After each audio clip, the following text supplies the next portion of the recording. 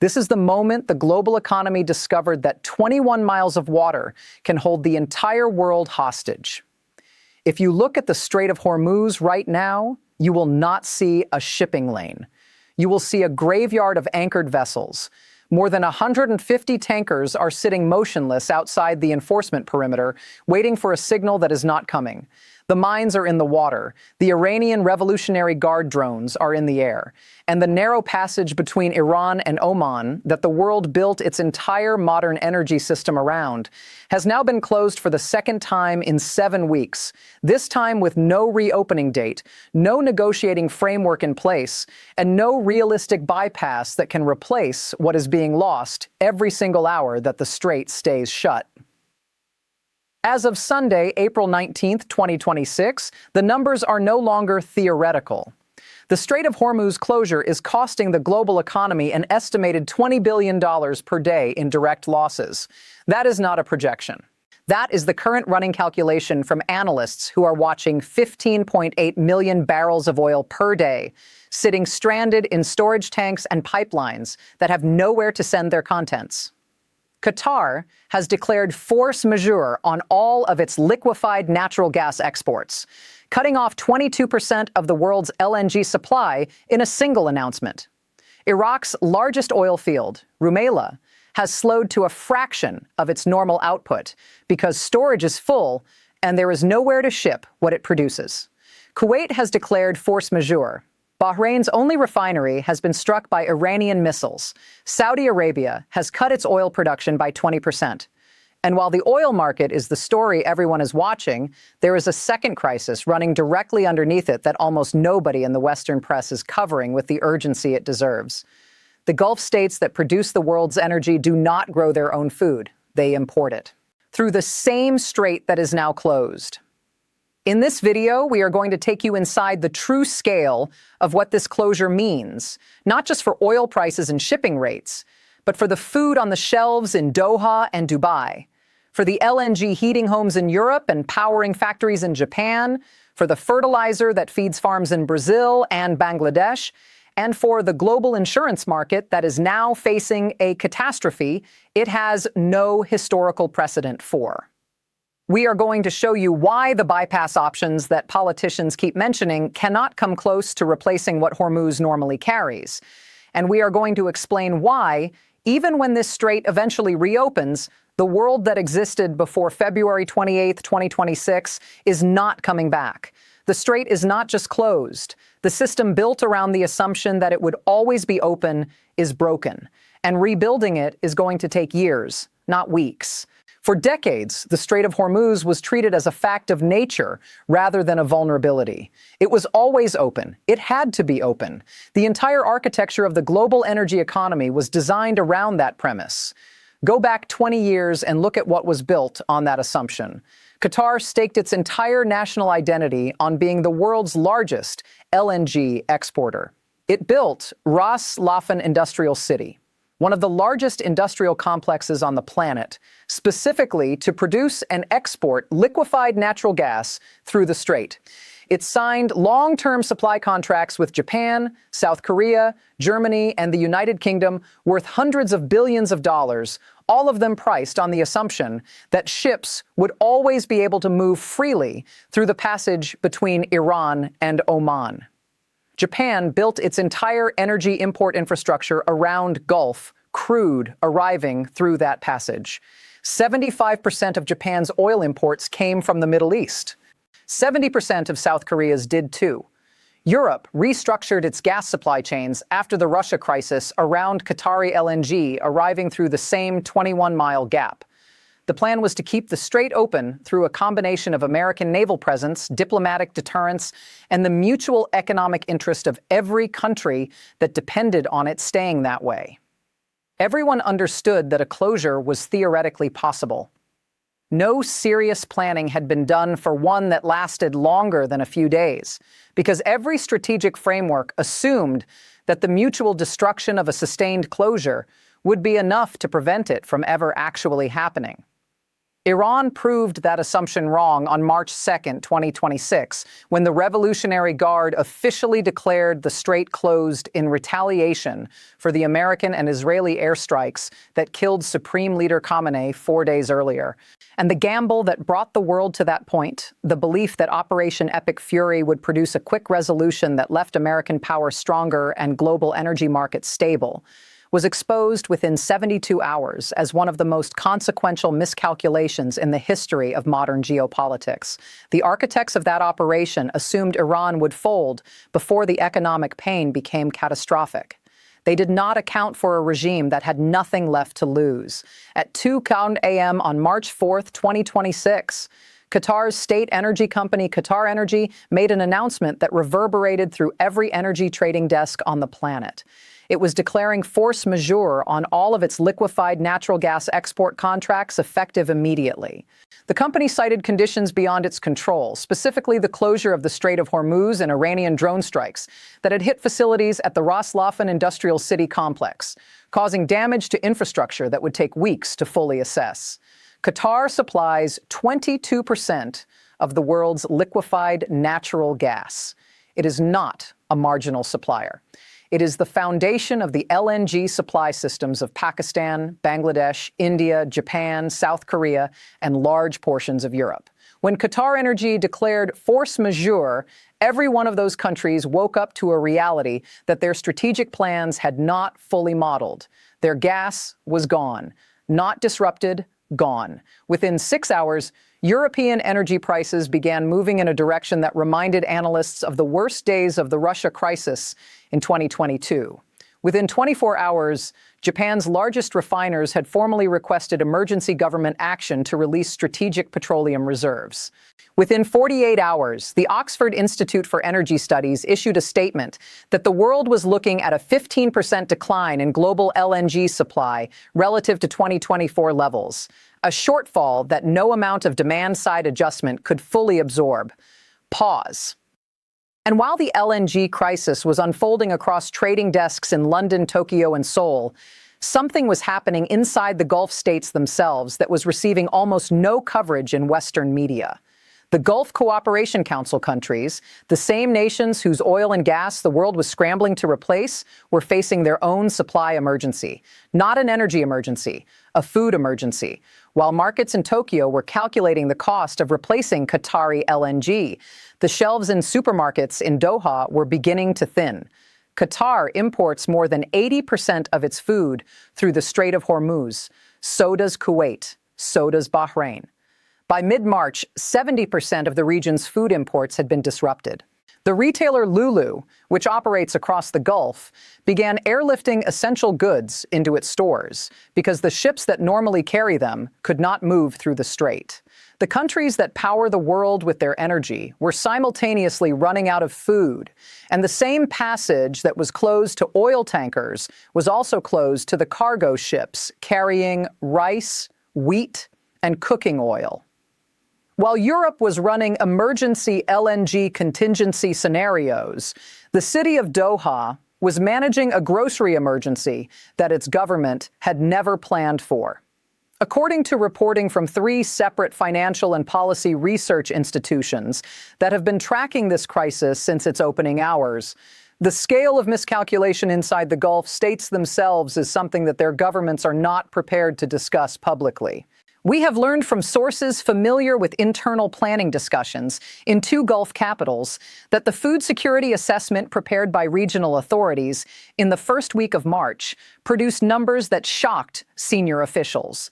The models that Gulf governments had run for a Hormuz closure scenario had generally assumed a disruption of days, perhaps 2 weeks, at the outer extreme.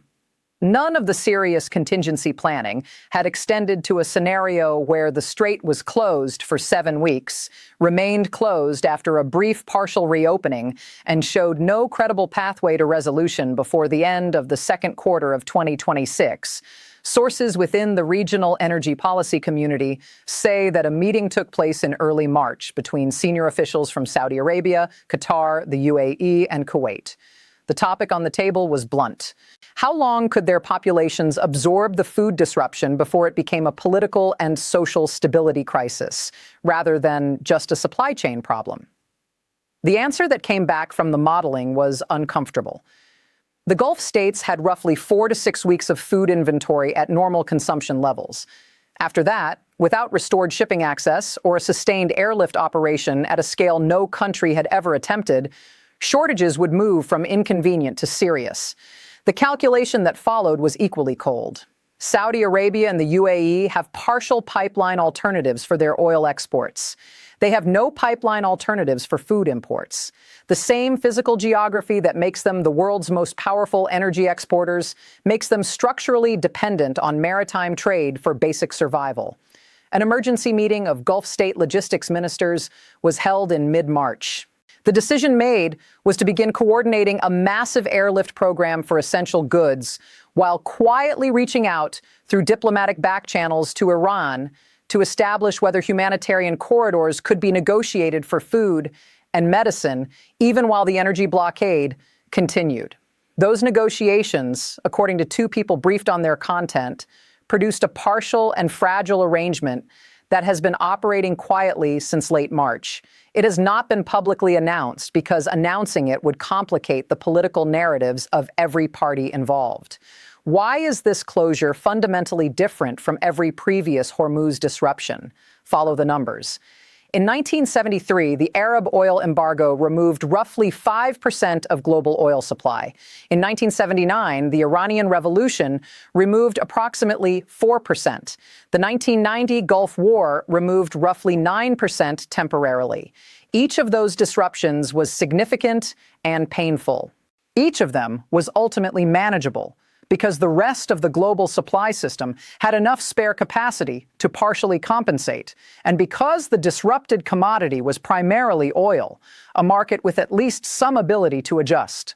The 2026 Hormuz closure is categorically different for 3 reasons that compound each other in a way no previous crisis has matched. First, it removed 15.8 million barrels per day from global oil flows at a moment when global spare production capacity was already at historically low levels. OPEC Plus was already producing near its maximum. The United States, Canada, and Brazil could marginally increase output over months, but not at a scale that offsets 15 million barrels per day. There is no replacement capacity. The solability analysis of the crisis found that a complete cessation of Gulf exports removes close to 20% of global oil supply, with 80% of that normally shipped to Asia, where spare capacity does not exist. Second, this closure simultaneously disrupted oil, LNG, fertilizer, and refined products. Brazil sources nearly half of its fertilizer supply through the strait. The countries of South Asia source the vast majority of their LNG from Qatar and the UAE. When the strait closed, it did not create one shortage. It created 4 simultaneous, interconnected shortages that each made the others worse. Third, and most critically, war risk insurance for tankers attempting to transit the strait moved from 0.125% of vessel value per transit before the conflict to between 7.5 and 10% during peak risk periods. That is a 4,000% increase. A single transit for a $150 million tanker now costs up to $15 million in insurance alone, before fuel, crew, or cargo. At that price, no commercial shipping company on Earth can make the economics work, which means the market cannot self-correct through higher prices the way it normally does. The strait is not just physically dangerous, it is financially impossible. This shifts the risk from a temporary price shock to a permanent structural fracture. The physical price of dated Brent, what Asian and Middle Eastern importers actually pay for delivered crude today, is $132 per barrel. Futures markets have drifted back to $97 in the expectation of an eventual resolution. The gap between those 2 numbers is the gap between what the market believes and what is actually happening on the water. When that gap closes, it will not close gently. Here's the domino effect that the financial press is not describing clearly enough. If the strait remains closed through the second quarter of 2026, the Dallas Federal Reserve's model projects a 2.9 percentage point decline in annualized global GDP growth in that single quarter alone.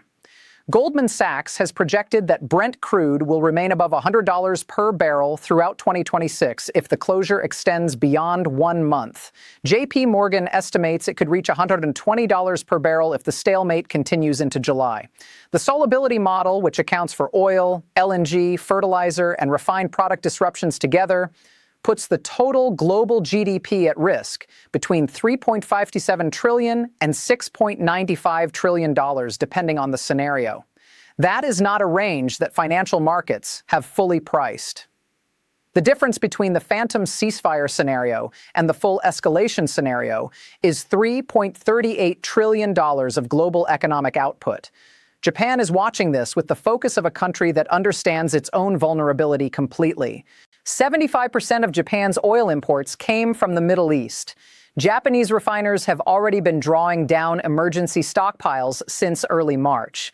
Those stockpiles are deep, equivalent to roughly 200 days of strategic petroleum reserves in South Korea and comparable levels in Japan, but they are finite. Every day the strait stays closed is a day the buffer shrinks. The question is not whether Japan can survive the closure. The question is whether Japan can survive it long enough for a resolution to emerge before the political and economic cost of running on reserves becomes unsustainable domestically.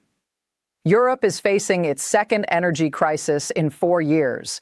The first was Russian gas. This one is Qatari LNG.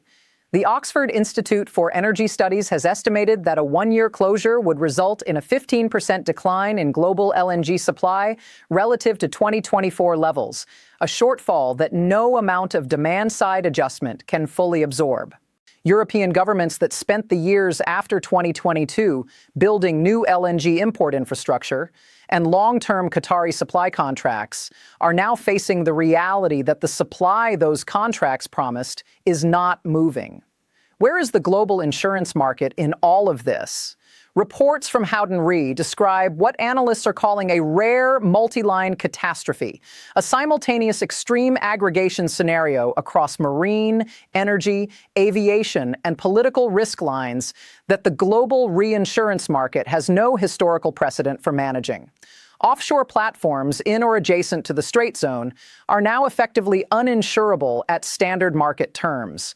The war risk extensions that cover Gulf energy infrastructure are being withdrawn or renegotiated at multiples of prior pricing.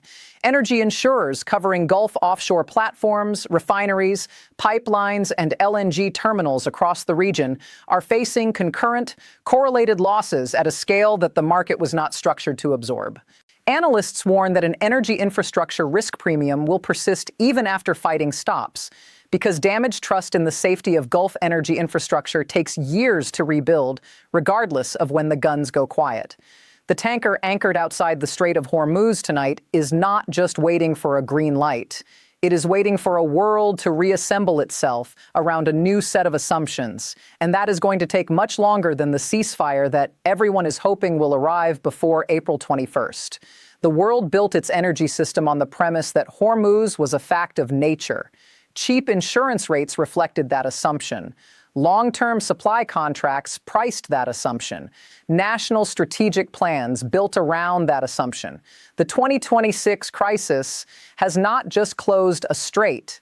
It has invalidated an assumption that was woven into the foundations of every energy security framework in every major economy on the planet.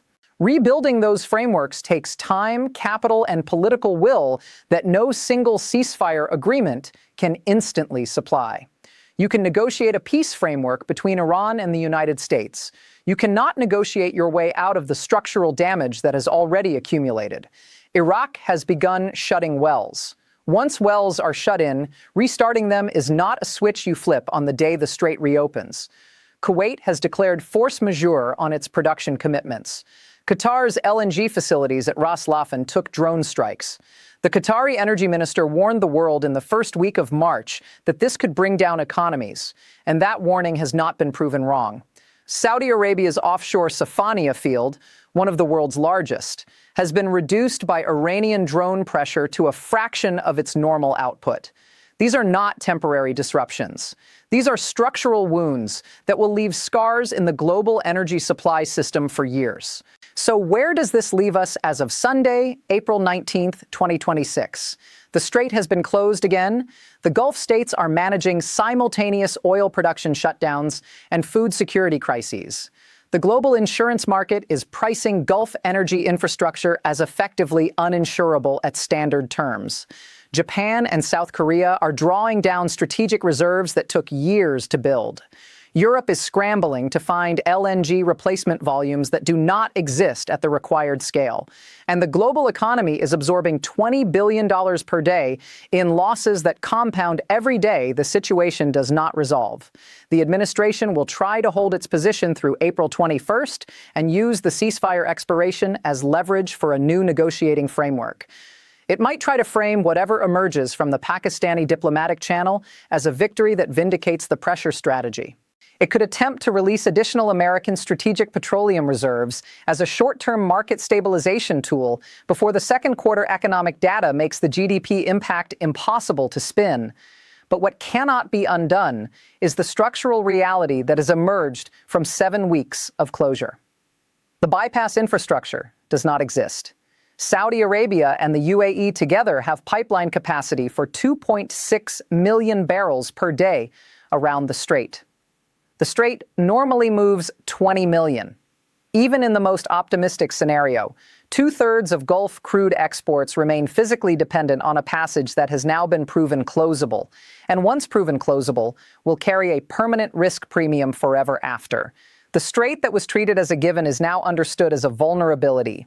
The civilization built on the assumption that it would always be open is now reckoning with what happens when it is not.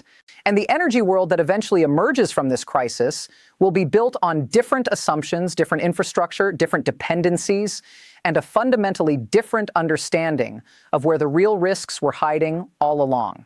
Subscribe right now and turn on notifications, because what happens on April 21st when the ceasefire formally expires is not just a diplomatic milestone. It is the date that determines whether the $20 billion per day in global losses continues to compound or whether a real pathway to resolution begins to emerge. We will be covering it in real time, breaking down every development the moment it happens.